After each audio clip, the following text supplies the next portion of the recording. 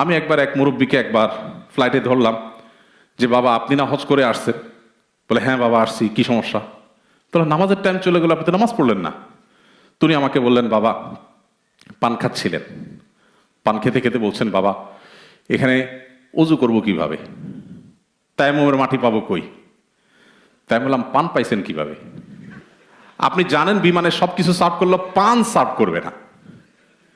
সুপারি এবং চুন অনেকে আপনারা খান, আমি দুঃখিত যে হয়তো যারা খাচ্ছেন তারা কষ্ট পেতে পারেন, কিন্তু এই অপ্রয়োজনীয় খাদ্য, অখাদ্য না বলে আমি বলি অপ্রয়োজনীয় খাদ্য, যেটা না ক্ষুধা নিবারণ করে না তৃষ্ণা নিবারণ করে। খাদ্যের তো একটা লক্ষ্য থাকে, তাই না? এই পান সুপারি যে আপনি আধা ঘন্টা ধরে চাবাচ্ছেন, এটার লক্ষ্যটা কি? এটা কি আপনার ক্ষুধা নিবারণ করে না পিপাসা